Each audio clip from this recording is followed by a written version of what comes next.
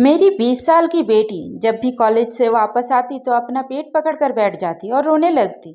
मुझसे कहती, माँ मेरे पेट में बहुत दर्द है। जब मैं उससे कहती कि चलो डॉक्टर के पास चलते हैं तो वो मना कर देती। मुझे उस पर शक होने लगा था, इसलिए मैंने अपनी एक दोस्त जो कि डॉक्टर थी उसे घर बुला लिया। वो मेरी बेटी का चेकअप करके अपना सर पकड़कर बैठ गई और बोली, इसकी शादी मेरे 12 साल के बेटे से कर दो, वरना ये मर जाएगी। मैं उसकी बात सुनकर बहुत ज़्यादा डर गई थी और अपनी जवान बेटी को खोना नहीं चाहती थी। मैंने तुरंत ही अपनी बेटी की शादी उसके बेटे के साथ कर दी। शादी के बाद मुझे ये देखकर बहुत ज़्यादा हैरत हुई कि वो ठीक होने लगी थी। मुझसे रहा नहीं गया, तो एक रात मैंने उसके कमरे में छुप कर देखा तो मेरे पैरों तले से जमीन निकल गई, क्योंकि वो 12 साल का बच्चा। मेरा नाम मेघा है। माता पिता कभी भी अपने बच्चों के लिए कोई गलत फैसला नहीं करते और ना ही कभी उनका बुरा चाहते हैं। उनकी तो हमेशा यही कोशिश रहती है कि वो अपने बच्चों के लिए अच्छे से अच्छा करें। उनके बच्चे हमेशा अपनी जिंदगी में खुश रहे। लेकिन कभी कभी अनेक माता पिता की बच्चे भी खोटा सिक्का निकल जाती है। मेरी बेटी की जिंदगी की कहानी मेरे अतीत से जुड़ी हुई है। मुझे लगता था कि अब सब कुछ ठीक हो गया है, पर ऐसा नहीं था। हमारा अतीत कभी कभी सालों बाद भी हमारे आगे आ जाता है। 20 साल बाद मेरा अतीत मेरे सामने आकर खड़ा हो गया था, लेकिन मैं कुछ कर नहीं सकती थी। मैंने जवान बच्चों के हाथों से ही धोखा खाया था। उसने मेरे भरोसे को तोड़ कर रख दिया था। आज भी मुझे याद है, जब मैं जवान थी, हम दो बहनें थी। मेरी बहन मुझसे 2 साल बड़ी थी।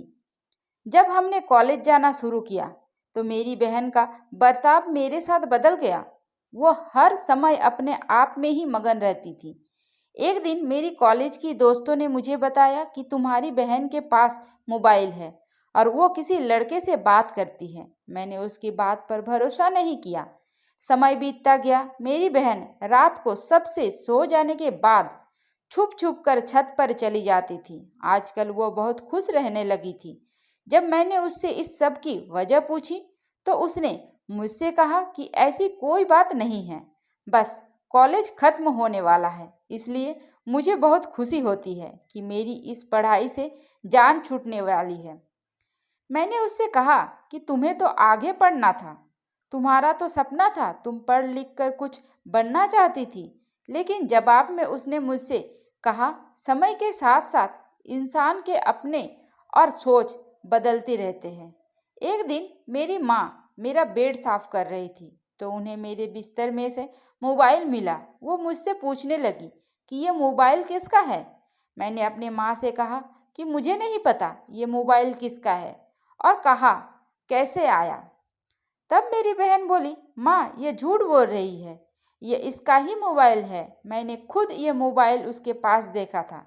मेरी माँ ने मेरे जोर से थप्पड़ मारा और वो मोबाइल उसी समय तोड़ दिया। मेरी बहन ये सब कुछ देखकर हंसने लगी। मुझे अब समझ में आ गया था कि मेरी बहन अपना मोबाइल मेरे पास छुपाती थी, ताकि जब मैं उस मोबाइल को ढूंढने की कोशिश करूं तो वो मुझे ना मिले। और एक बार ऐसा ही हुआ था। इस सब के बाद माँ ने मेरे कॉलेज जाना बंद कर दिया और मुझ पर नज़र रखने लगी। जब बाबा ने पूछा कि मैं कॉलेज क्यों नहीं जा रही, तो माँ ने उनसे कह दिया कि एग्ज़ाम आने वाला है तो ये घर पर रहकर ही तैयारी कर रही है। आप परेशान ना हो, मैं सब कुछ देख लूँगी। एक दिन बाबा ने कहा, मेरा दोस्त चाहता है कि अब हम अपने बच्चों की शादी कर दें। वो बड़े हो गए हैं। दीदी का रिश्ता बाबा के दोस्त के घर पर तय हुआ था और यह रिश्ता उसकी मर्जी से ही हुआ था। लेकिन अब वो उस लड़के को पसंद नहीं करती थी। माँ ने दीदी को बहुत समझाया, लेकिन वो माँ की बात नहीं मानी। उस समय माँ ने मेरी बात पर विश्वास हुआ कि मैं सच कह रही थी। अब मेरा कॉलेज जाना शुरू हो गया था, क्योंकि सारा सच माँ के सामने आ चुका था। एक दिन मेरी दीदी ने खुद बाबा से कहा कि वो अपनी मर्जी से शादी करना चाहती हैं। किसी भी हाल में वो उनके दोस्त के बेटे से शादी नहीं करेगी। वैसे भी उन लोगों के घर में खाने पीने को तो कुछ है नहीं। मेरी ख्वाहिश, मेरे सपने वो कैसे पूरे कर सकते हैं। बाबा ने कहा, मैं अपने दोस्त को जुबान दे चुका हूँ और अब तो आकाश की भी नौकरी लगने वाली है पर वैसे भी जो कुछ मेरे पास है ये सब कुछ तुम दोनों बहनों का ही तो है। मैं कौन सा अपने साथ लेकर जाने वाला हूँ। अब मैं तुमसे इस बारे में कोई बात नहीं करना चाहता, लेकिन दीदी भी अपनी जिद पर अड़ी रही। कहने लगी कि अगर आप लोगों ने मेरे साथ जबरदस्ती की तो मैं खुदकुशी कर लूंगी, लेकिन किसी भी हाल में आकाश से शादी नहीं करूंगी।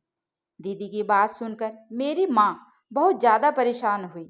बाबा के दोस्त भी शादी के लिए जल्दी कर रहे थे, क्योंकि उनकी तबीयत ठीक नहीं रहती थी। वो चाहते थे कि अपनी आंखें बंद होने से पहले वो अपने बेटे की शादी कर दें, लेकिन दीदी मानने को तैयार ही नहीं थी। एक दिन दीदी कहने लगी कि मैं आकाश से कुछ बात करने जा रही हूँ।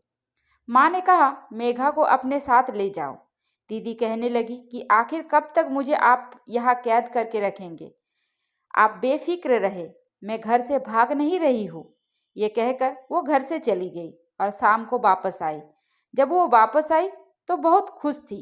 मेरी माँ भी उन्हें देखकर खुश हो गई और सोच रही थी कि शायद आकाश ने उन्हें शादी के लिए मना लिया होगा, क्योंकि आकाश भाई भी दीदी को पसंद करते थे। इस बात से सब लोग अनजान थे कि उनकी बेटी, जिसे उन्होंने बहुत लाड प्यार से पाला था और कभी भी किसी बात की कोई पाबंदी नहीं लगाई थी, वो उनकी इज्जत को मिट्टी में मिलाने जा रही है। बेटियां तो माँ बाप की इज्जत और मान होती है और अपने माँ बाप की इज्जत की खातिर अपने जान भी दे देती है।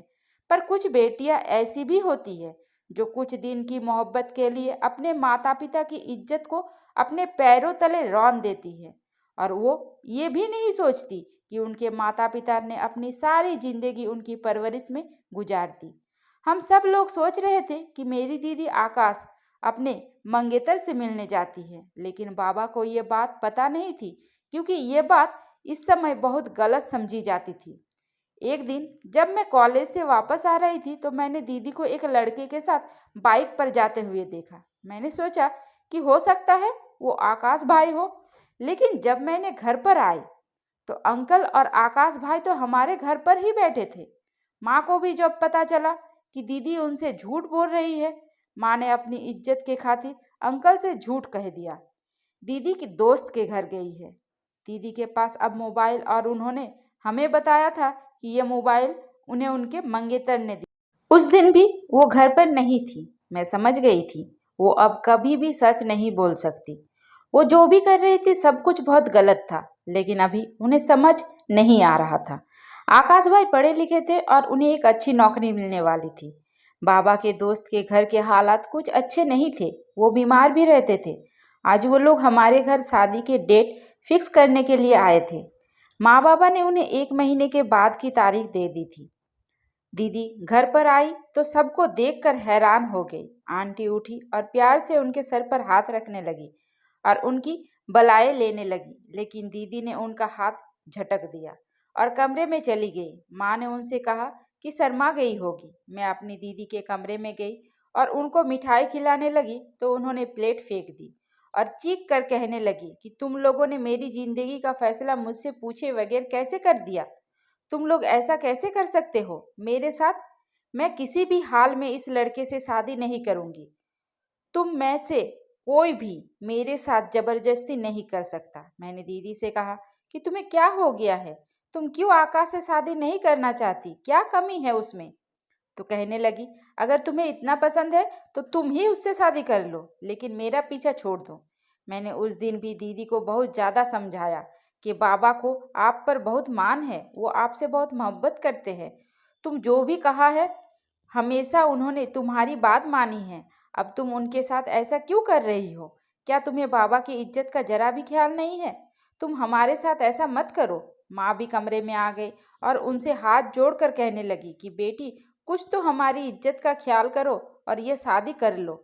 लेकिन उन्होंने किसी की नहीं सुनी और कमरे से चली गई। वो बाबा के पास गई और बाबा से कहा कि मेघा की शादी आकाश से कर दे। मुझे उससे शादी नहीं करनी, मैं तो अपनी पसंद के लड़के से ही शादी करूंगी। बाबा ने गुस्से में उन्हें थप्पड़ मार दिया। बाबा की तबीयत भी खराब हो रही थी।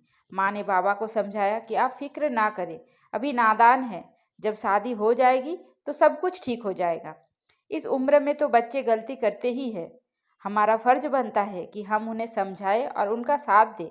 बाबा ने कहा कि मुझे लग रहा है ये मेरी इज्जत मिट्टी में मिला कर रहेगी, लेकिन तुम भी इसे साफ साफ कह दो, अगर इसने ऐसा कुछ भी किया तो मैं जिंदगी भर इसे माफ़ नहीं करूँगा। अगर इसे अपनी मर्जी से शादी करनी है तो मेरी शर्त यह है कि इससे कहो कि उस लड़के को यहाँ बुलाए, मैं उसी दिन उसकी शादी उस लड़के से करके विदा कर दूंगा। उसके बाद हमारा इससे कोई रिश्ता नहीं रहेगा और ना ही ये मेरे घर में वापस आएगी। तुम भी इसे भूल जाना और सिर्फ इतना याद रखना कि हमारी एक ही बेटी है। ये सुनकर मेरी माँ रोने लगी, लेकिन जब दीदी को ये बात पता चली तो उन्हें जरा सी भी अफसोस नहीं हुआ, बल्कि वो तो खुश हो गई। कहने लगी कि बस एक बार मेरी शादी हो जाए, फिर बाबा को खुद मना लूंगी। वो मुझसे बहुत प्यार करते हैं, मान जाएंगे। अब तो दीदी के पैर जमीन पर नहीं थे, वो तो आसमानों में उड़ रही थी। जब दीदी ने उस लड़के को बुलाने के लिए कॉल की तो उसने फ़ोन नहीं उठाया। बाबा बहुत ज़्यादा परेशान थे कि वो अपने दोस्त से क्या कहेंगे। शादी के दिन भी पास आ रहे थे और वो लड़का भी दीदी का फ़ोन नहीं उठा रहा था। दीदी अब टेंशन में बीमार रहने लगी और इसी बीच आकाश को भी सब कुछ पता चल गया था। आकाश इस बारे में दीदी से बात करने आया तो दीदी ने उन्हें बहुत ज़्यादा परेशान किया और बेइज्जत किया। कहने लगी कि तुम्हारी हैसियत क्या है जो तुम मुझसे शादी करना चाहते हो। आकाश, जो दीदी का मंगेतर था और मेरे बाबा के दोस्त का बेटा भी था, उसने कहा कि जब मैंने तुमसे पहली बार शादी के लिए कहा था तब तुमने मुझसे मना क्यों नहीं किया। 4 सालों में ऐसा क्या हो गया जो अब तुमने अपना फैसला बदल लिया। अगर तुम्हें मुझसे शादी नहीं करनी थी तो तुम उसी समय मुझे इनकार कर देते। मैं कभी भी तुमसे रिश्ता नहीं करता, पर अब शादी की डेट फिक्स हो चुकी है, सब तैयारी पूरी हो चुकी है। अब मैं किसी भी हाल में पीछे नहीं हट सकता। अब बात मेरी इज्जत पर आ चुकी है। दीदी ने कहा, तुम्हें जो करना है वो कर लो, लेकिन मैं कभी भी तुमसे शादी नहीं करूंगी। वो लड़का अभी तक दीदी का फोन नहीं उठा रहा था। दीदी उस लड़के के घर भी गई जहां वो रहता था, लेकिन उसका कुछ पता नहीं चल सका। उसके पड़ोसियों ने भी उसके बारे में कुछ नहीं बताया। मजबूर होकर दीदी को बाबा का फैसला मानना पड़ा। बाबा ने उन्हें 10 दिन का समय दिया था। कहा था कि अगर वो इज्जत के साथ तुम्हारा रिश्ता मांगने आता है तो मैं तुम्हें उसके साथ विदा कर दूंगा। अगर नहीं आया तो तुम्हें मेरी बात माननी पड़ेगी। पर वो नहीं आया और ना ही उसने दीदी का फोन उठाया। अब घर में शादी की शहनाइयाँ बजने लगी। सारे मेहमान आने शुरू हो गए थे। दीदी का रो रो कर बुरा हाल था। माँ बाबा ने उन्हें बहुत समझाया कि माँ बाप कभी भी अपने बच्चों के लिए कोई गलत फैसला नहीं करते। माता पिता तो हमेशा अपने बच्चों को खुश देखना चाहते हैं। आकाश एक बहुत अच्छा लड़का है और वो तुम्हें बहुत खुश रखेगा। अगर जिससे तुम मोहब्बत करती हो वो लड़का सच्चा होता तो जिस दिन उसे तुम्हारे रिश्ते के बारे में पता चला था उसी दिन वो मुझसे बात करने आता, पर उसे सिर्फ तुमसे दिल लगी करनी थी। वो धोखेबाज था, लेकिन दीदी तो उसकी मोहब्बत में अंधी हो चुकी थी। वो सिर्फ अपना ही सोच रही थी। दीदी ने तो वैसे भी शुरू से बस अपना ही सोचा था। उनकी वजह से क्या कुछ हो जाएगा किसी को भी खबर नहीं था। दीदी की शादी के कुछ दिन पहले मेरा एक रिश्ता आया था। बाबा भी बहुत खुश थे। बाबा ने मेरा रिश्ता तय कर दिया था और सिर्फ घर वालों की मौजूदगी में ही मंगनी भी कर दी थी। यह सब बहुत अचानक हुआ था। मेरी बुआ ने कहा था कि वो लोगों को जानती है और वो बहुत अच्छे लोग हैं। बुआ ही मेरे लिए रिश्ता लेकर आई थी। मैंने तो सोचा भी नहीं था वो इतनी जल्दी मेरा रिश्ता हो जाएगा। माँ ने बताया कि वो काफ़ी दिनों से तुम्हारा रिश्ता मांग रहे हैं। लड़के ने तुम्हें देखा हुआ है, तुम्हें पसंद करता है। बुआ कह रही थी कि लड़का बहुत अच्छा है और खाते पीते घर का है। मेरी बेटी तो बहुत खुश नसीब है। मुझे ये जानकर खुशी हो रही थी कि जिस लड़के ने मेरा रिश्ता भेजा है उसने मुझे पहले से देख रखा है। मुझे तो अपनी खुशकिस्मती पर यकीन नहीं आ रहा था। जब मेरी दीदी को सब कुछ पता चला तो वो मुझसे गुस्से में कहने लगी कि मैं तो आपकी सौतेली बेटी हूँ जो मुझे एक कंगाल लड़के के साथ विदा कर रहे हैं, जिसके पास मुझे ठीक से 2 वक्त का खाना भी नहीं मिल सकेगा, जो मुझे गरीबी के अलावा और कुछ नहीं दे सकता। मैंने दीदी को समझाया कि किस्मत बदलते देर नहीं लगती। तुम देखना, आकाश भाई की बहुत जल्दी अच्छी नौकरी लग जाएगी और उसका भी वक्त बदल जाएगा। मुझे भगवान पर पूरा भरोसा है और तुम भी ज़्यादा अनाप शनाप मत बोलो। एक दिन मेरी ननद घर पर आई और उसने अपने भाई से मेरी बात करवाई। उस दिन पहली बार मैंने अपने होने वाले पति से बात की थी और शायद ये मेरी पहली और आखिरी बात थी। मैं नहीं जानती थी कि अब कौन सी मुसीबत हमारे घर पर आने वाली है। मेरी बहन की शादी का दिन आ गया था और वो बहुत सदमे की हालत में बैठी थी। मेरी कंजीन कहने लगी, तुम तो ऐसे मुंह बनाकर बैठी हो जैसे जबरदस्ती तुम्हारी शादी कर रहे हो। सच तो यही था, लोगों को लग रहा था। माँ ने उन लोगों से बहाना बनाया और दीदी को वहां से लेकर गई। जब बारात आ चुकी थी, लेकिन किसी को पता नहीं था कि आने वाला पल में सब लोगों पर क्या कयामत टूटने वाली है। जैसे ही बारात आई, सब लोग बारात देखने चले गए। मैं बहुत खुश थी कि मेरी बहन की शादी है। जब मुहूर्त का समय आया और पंडित जी ने दुल्हन को बुलाने के लिए कहा, मेरी माँ मेरी दीदी को लेने गई, लेकिन वो कमरे में नहीं थी। वह वहाँ से भाग चुकी थी। जाते हुए एक लेटर छोड़कर गई थी। उस लेटर में लिखा था, आप लोग मुझे इस शादी के लिए मजबूर नहीं कर सकते। मैं आप लोगों के लिए अपनी खुशियों को नहीं छोड़ सकती, इसलिए मैं ये घर छोड़कर जा रही हूँ। ये सुनते ही बाबा की हालत बहुत ज़्यादा खराब हो गई। बाबा के दोस्त को और उनकी फैमिली को भी सब कुछ पता चल चुका था।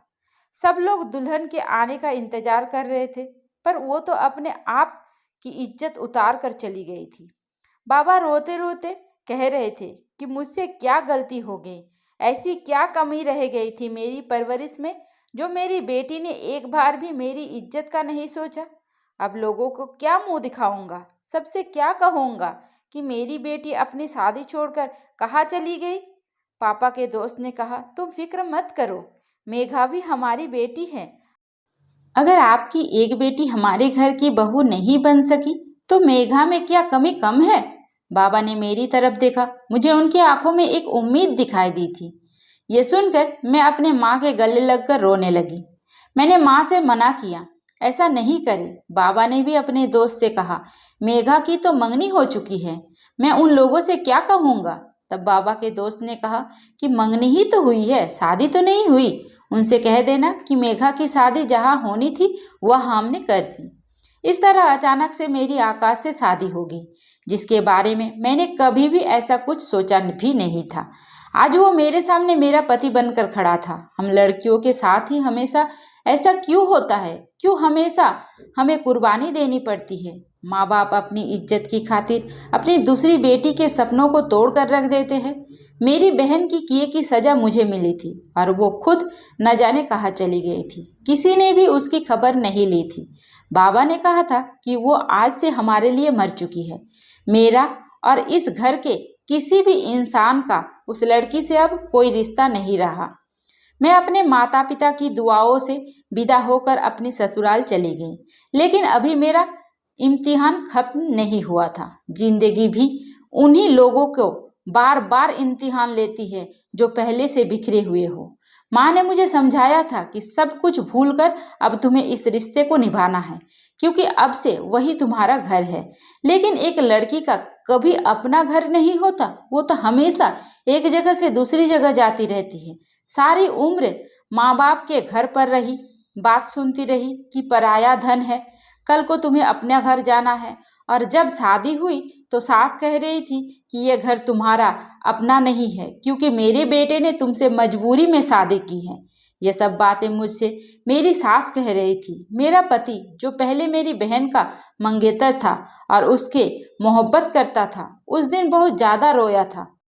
उससे मेरी बहन का धोखा बर्दाश्त नहीं हो रहा था। काश जब दीदी ने बार बार शादी से मना किया था तभी ये लोग रुक जाते। मेरे पति ने भी मुझसे साफ साफ कह दिया था कि वो मुझे पत्नी के रूप में स्वीकार नहीं कर सकता, क्योंकि मजबूरी में बनाए गए रिश्ते कभी कामयाब नहीं होते। मुझे अभी इन सब से निकलने के लिए थोड़ा समय चाहिए। जब मैं अपने मायके जाती तो माँ मुझे समझाने लगती। बाबा भी मुझसे अब और ज़्यादा मोहब्बत करने लगे थे, क्योंकि मैंने बाबा की इज्जत बचाई थी।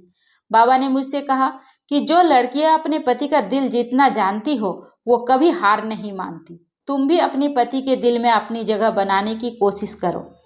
जब तुम उसके दिल जीत लोगी तो वो अपना अतीत भूल जाएगा। मैं जानता हूँ मैंने तुम्हारे साथ सही नहीं किया। आकाश मेरे दोस्त का बेटा है और मैं उसको बहुत अच्छे से जानता हूँ। वो बहुत शरीफ लड़का है। अभी वो सदमे में है, उसके दिल को चोट पहुंची है।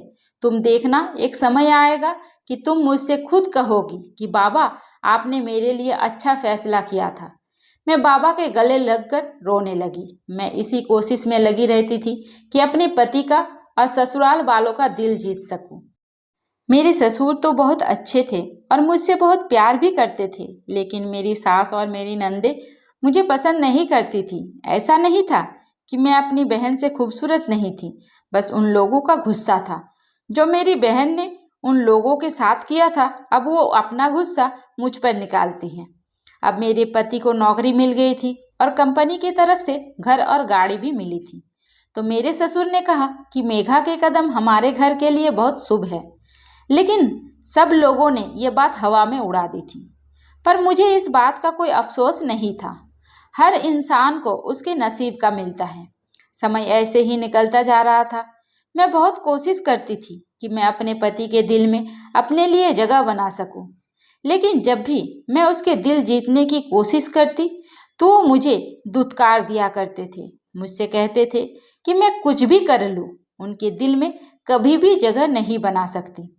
उन्होंने मुझसे कहा कि वो मौका देख रहे हैं, मौका मिलते ही वो मेरे बाबा से बात करेंगे और मुझे छोड़ देंगे।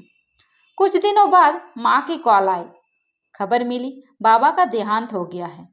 मुझे अपने कानों पर यकीन नहीं आया और मैं चक्कर खाकर वहीं बैठ गई। मेरे ससुर ने मुझसे कहा कि बेटी, अपने आप को संभालो, तुम्हें अपनी माँ को भी संभालना है। मैं अपने मायके गई तो मेरी बाबा की लाश वहाँ पड़ी थी और लोग कानों में बातें कर रहे थे। कह रहे थे कि जवान बेटी घर से भाग गई। बाप बेचारा कब तक ये बेइज्जती बर्दाश्त करता। और भी पता नहीं लोग क्या क्या बातें कर रहे थे। माँ की हालत भी बहुत खराब थी। अब माँ का ख्याल करने वाला कोई नहीं था, इसलिए मेरे ससुर ने कहा कि मैं उन्हें अपने साथ अपने घर पर लेकर आऊं ताकि मैं उनका ख्याल रख सकूं। मेरी माँ मेरी ससुराल में मेरे साथ नहीं रहना चाहती थी, लेकिन माँ की ऐसी हालत नहीं थी कि वो घर पर अकेली रह सके। मेरी शादी को 5 महीने हो चुके थे। मेरे नंबर पर किसी अनजान आदमी का कॉल आई। कुछ फोटो जिसको किसी लड़के के साथ एडिट किया गया था वो मुझे भेजी गई। मैं ये देखकर बहुत ज़्यादा हैरान हुई कि मेरी ये फोटो इस लड़के के पास कैसे गई। अब वो मुझे फ़ोन कर कर ब्लैकमेल कर रहा था और कुछ दिन बाद मुझे पता चला कि ये वही लड़का था जिससे मेरी मंगनी हुई थी। मैं भगवान का शुक्र अदा कर रही थी, ऐसे फ्रॉड लड़के से उसने मुझे बचा लिया था। लेकिन मुझे डर लग रहा था कि कहीं ये सब कुछ मेरे पति को ना पता चल जाए, इसलिए मैं अपना फ़ोन बंद रखती थी। अब वो मेरे पति के नंबर पर कॉल करने लगा था। मेरे पति का बर्ताव भी मेरे साथ अच्छा हो गया था, लेकिन मैं हमेशा इसी डर में रहती थी कहीं वो लड़का ये फोटो मेरे पति को ना सेंड कर दे और वो मुझे छोड़ ना दे। एक दिन मेरे पति के पास किसी की कॉल आई और वो अपना सर पकड़कर वहीं बैठ गए। मैंने उनसे पूछा कि क्या हुआ, तो कहने लगे कि तुम्हारे एक बात बतानी थी, लेकिन तुम्हारे बाबा की देहांत की वजह से मैं तुमसे बात नहीं कर पाया था। मैंने कहा ऐसी क्या बात है, बताइए। उन्होंने मुझे बताया कि जिससे तुम्हारी मंगनी हुई थी वो वही आदमी था जिससे तुम्हारी बहन शादी करना चाहती थी और उसके साथ घर छोड़कर भाग गई थी। लेकिन वो लड़का अच्छा नहीं है। जब तुम्हारी बहन की शादी की तारीख तय हुई थी तो उसने तुम्हारे लिए रिश्ता भेजा था, क्योंकि उसके पास तुम्हारे बहुत सारे फोटो थे और वो तुम्हारी बहन ने ही उसे दिए थे। तुम्हारे नाम से ही उसने उस लड़के से बात करनी शुरू की थी। लेकिन कुछ दिनों बाद उसने उस लड़के को सब कुछ बता दिया था। तब उस लड़के ने कहा था कि मुझे फ़र्क नहीं पड़ता कि तुम कौन हो, मैं सिर्फ तुमसे मोहब्बत करता हूँ। और उसने ये सब कुछ तुम्हारे बाबा की जायदाद के लिए किया था। उसने पहले से ही सब कुछ पता कर लिया था कि तुम्हारे बाबा के पास कितनी ज़मीन जायदाद है। लेकिन तुम्हारी बहन यही समझती रही कि वो उससे सच्ची मोहब्बत करता है, इसलिए जो वो लड़का कहता था वो वही करती थी और उसी के कहने से शादी वाले दिन घर से भाग गई। जब उसने तुम्हारी बहन से जायदाद की बात की तो उसे पता चला कि सब कुछ मेघा के नाम पर है, क्योंकि तुम्हारे बाबा ने पहले से ही सब कुछ तुम्हारे नाम पर कर दिया था। उनका प्लान था दोनों बहनों को बर्बाद करने का। उसने सोच रखा था कि एक से शादी कर लूंगा और दूसरी को भी अपनी मीठी मीठी बातों में फंसा कर रखूंगा। इस तरह से तुम्हारे बाबा की करोड़ों की जायदाद उसे मिल जाएगी। लेकिन उसका सारा प्लान फेल हो गया। तो उस लड़के ने तुम्हें तुम्हारे फोटो से ब्लैकमेल करना शुरू कर दिया और घर पर भी तुम्हारी फोटो एडिट कर कर सबको दिखा दी। मुझे लगा था कि शायद तुम भी अपनी बहन की तरह धोखेबाज हो, पर जब वो तुम्हारे नंबर पर कॉल करता था तो तुम घबरा कर फोन काट देती और फोन बंद कर देती थी। मैं ये सब कुछ नोटिस कर रहा था। फिर एक दिन मैंने तुम्हारे मोबाइल से वो नंबर लिया और अपने दोस्त से उस नंबर की इंफॉर्मेशन निकलवाई। फिर मैं उस तक पहुंच गया। जिस दिन तुम्हारे बाबा की डेथ हुई उसके अगले दिन ही तुम्हारी बहन का मेरे पास फोन आया था और वो मुझसे अपने किए की माफ़ी मांग रही थी। उसने मुझे बताया उस लड़के ने उसे धोखा दिया है। वो कहता है कि अपने बाप से पैसे लेकर आओ, लेकिन सब कुछ तो मेघा के नाम पर है। मैं कहाँ से ला कर दूँ उसे पैसे? उस लड़के ने मुझे धक्के मार कर अपने घर से निकाल दिया और मुझसे शादी भी नहीं की। तुम्हारी बहन घर आना चाहती है और अब वो लड़का जेल में है। वो पहले से शादीशुदा था और उसके बच्चे भी हैं। उसकी पत्नी ने उसके ऊपर केस कर दिया। उसकी पत्नी ने ही मुझे सब कुछ बताया है। मैंने अपने पति से कहा कि आपने मुझसे एक बार भी नहीं पूछा कि वो लड़का मेरे बारे में सच कह रहा है या झूठ। मेरे पति ने कहा तुम्हारे बाबा ने एक बार मुझसे कहा था कि कभी भी मेरी बेटी पर शक मत करना, इसलिए नहीं की। वो मेरी बेटी है, बल्कि इस वजह से कि उसने अपने बाप की इज्जत बचाई है और अब वो तुम्हारे घर की इज्जत है। तुम भी अपना अतीत भूलकर मेघा को अपना लो, क्योंकि जो बेटियां बाप की इज्जत की खातिर अपना सर झुका देती हैं वो बहुत पाक दामन और मोहब्बत करने वाली होती है। वो कभी भी तुम्हारा भरोसा नहीं तोड़ेगी। मेरे पति मुझसे माफ़ी मांगने लगे और मैं सोच रही थी कि मेरे बाबा ने मुझसे सही कहा था कि आकाश बहुत अच्छा लड़का है और मैं उसके साथ बहुत खुश रहूंगी। उसने मेरे कहे बगैर ही सब कुछ संभाल लिया था, वरना पता नहीं क्या हो जाता। मेरी बहन एक दिन घर आई और सबसे माफ़ी मांगने लगी, लेकिन किसी ने भी उसे माफ़ नहीं किया। अब वो दर दर की ठोकर खा रही थी। मेरी शादी को भी 3 साल हो गए थे और मैं प्रेग्नेंट थी। अब मेरी सास का बर्ताव भी मेरे साथ अच्छा हो गया था। वो मेरा बहुत ख्याल रखती थी। मैंने भी सब कुछ भूलकर एक नई जिंदगी की शुरुआत की थी। कुछ दिनों बाद ही मेरे घर में एक प्यारी सी बेटी ने जन्म लिया था। मेरा पति बहुत खुश था। ऐसे ही वक्त गुजरता गया और मेरे बच्चे स्कूल से कॉलेज आने लगे। मेरे 4 बच्चे थे। सबसे बड़ी मेरी बेटी थी। जब मेरी बेटी पैदा हुई थी तो मेरे परिवार वाले और मैं बहुत ज़्यादा खुश थे। पर अब जैसे जैसे वो बड़ी हो रही थी, बहुत ज़्यादा चिड़चिड़ी होने लगी थी। अपने भाइयों से भी लड़ती रहती थी और हमसे भी अच्छे से बात नहीं करती थी। पता नहीं क्यों वो मुझसे दूर होती जा रही थी। जब मैं उससे उसकी वजह पूछती तो वो कहती कि मम्मा आप तो मेरे पीछे पड़ी रहती हैं। वो सिर्फ अपने कमरे में अकेली रहती थी, किसी से बात नहीं करती थी। जब एक दिन मेरी बेटी का रिश्ता आया तो हमने मना कर दिया, क्योंकि अभी वो पढ़ रही थी और अभी हमारा उसकी शादी का कोई इरादा भी नहीं था। लेकिन वो लोग पता नहीं कैसे हमारे मना करने के बाद भी बार बार हमारे घर रिश्ता लेकर आने लगे। जब हमने उनकी बात नहीं मानी तो वो धमकियों पर उतर आए। मेरे पति ने उससे उन लोगों की छानबीन निकाली तो मेरे पैरों तले से जमीन ही निकल गई। इतने सालों बाद आज मेरा अतीत मेरे सामने आकर खड़ा हो गया था। मेरी 20 साल की बेटी जब भी कॉलेज से आती थी अपना पेट पकड़कर रोने लगती थी और कहती कि मेरे पेट में बहुत दर्द हो रहा है। जब मैं उसकी कहती कि चलो डॉक्टर के पास चलते हैं तो वो मना कर देती। इसलिए मैंने सोचा कि मेरी एक दोस्त जो कि डॉक्टर थी उसे घर बुलाकर चेकअप करवा लेती हूँ। जब मेरी दोस्त ने उसका चेकअप किया तो वो सर पकड़कर बैठ गई और मुझसे कहने लगी कि अपनी बेटी की शादी आज ही मेरे 12 साल के बेटे के साथ कर दो, वरना वो मर जाएगी। मैं बहुत ज़्यादा डर गई थी, अपनी बेटी को खोना नहीं चाहती थी, इसलिए उसकी शादी उसी दिन कर दी। मुझे ये बात बहुत हैरान कर रही थी कि शादी के बाद वो सही होने लगी थी और मैं जानना चाहती थी कि आखिर ये राज क्या है। इसलिए मजबूर होकर एक दिन मैंने अपनी बेटी के कमरे में चुपके से झांका तो वह कोई 12 साल का लड़का नहीं था, बल्कि वही लड़का था जो मेरी बेटी का रिश्ता लेकर आया था। और वो उसी का बेटा था जिसने मेरी बहन को धोखा दिया और उसके साथ साथ मेरी भी जिंदगी बर्बाद करने की कोशिश की थी। मेरे पति ने मुझे समझाया था कि अपनी दोस्त की बातों में मत आओ, हमारी बेटी को कुछ नहीं हुआ है, वो ठीक हो जाएगी। लेकिन मैं नहीं मानी। जिस पर भी मैंने भरोसा किया उसने ही मेरे भरोसे को तोड़ कर रख दिया। मेरी दोस्त के साथ साथ मेरी बेटी ने भी मुझे धोखा दिया था। मुझे देखते ही देखते मेरी बेटी के चेहरे का रंग उड़ गया और कहने लगी, मम्मा मैं विनय से बहुत प्यार करती हूँ, इसलिए मैंने ये सब कुछ नाटक किया, आप मुझे माफ़ कर दे।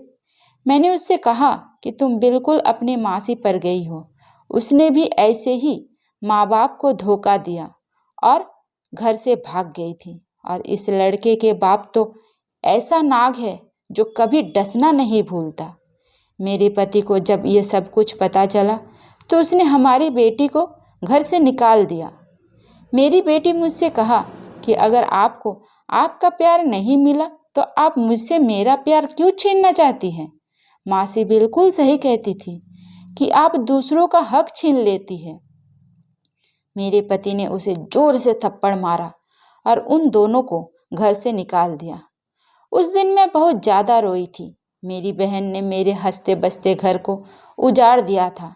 मेरी बहन चाहती थी कि मैं अपने पति को छोड़ दूं और वो उससे शादी कर ले, क्योंकि अब आकाश के हालात बहुत ज़्यादा बदल चुके थे। अब आकाश के पास गाड़ी बंगला सब कुछ था और जिस वजह से मेरी बहन ने आकाश से शादी करने के लिए मना किया था, आज वो सब कुछ आकाश के पास था। लेकिन यह सब कुछ तो नसीबों का खेल होता है। जब मेरी माँ ने उसे समझाया था तो वो ये बात नहीं समझी थी। एक दिन मेरी बहन का एक्सीडेंट हो गया और वो अपने हाथ पैरों से लाचार हो गए। मेरे पति मुझसे बहुत प्यार करते थे, वरना पता नहीं मेरा क्या होता। मैंने अपनी बेटी को भी समझाने की बहुत कोशिश की कि लड़का तुम्हारे लायक नहीं है, और जब हमने उसके रिश्ते से मना कर दिया तो उन दोनों ने मिलकर ये प्लान बनाया और पेट दर्द का नाटक करके मुझे बेवकूफ़ बनाया। वो ये भूल गई थी कि माता पिता अपने बच्चों के लिए कभी भी बुरा नहीं सोचते।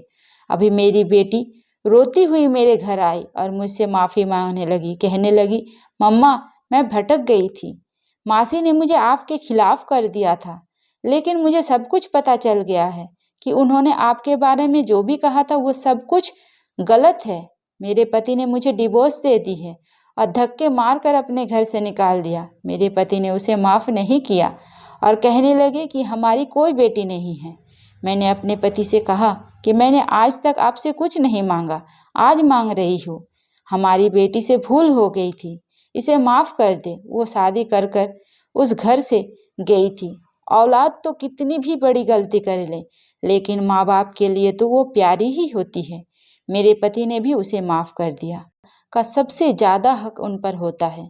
अगर कोई बाहर से आकर कहे कि वो आपसे बहुत मोहब्बत करता है तो वो झूठ बोल रहा है, क्योंकि आज के समय में कोई किसी से मोहब्बत नहीं करता। बस सब लोग अपना दिल बहलाते हैं और छोड़कर चले जाते हैं। इसलिए बहुत सोच समझ कर भरोसा करें। दोस्तों, उम्मीद करती हूँ आपको हमारी कहानी पसंद आई होगी। कहानी पसंद आई है तो वीडियो को लाइक करें, चैनल पर नए हैं तो चैनल को सब्सक्राइब करें और हाँ, नोटिफिकेशन बेल को ज़रूर दबाएं ताकि अगली अपडेट सबसे पहले आपको मिले। धन्यवाद।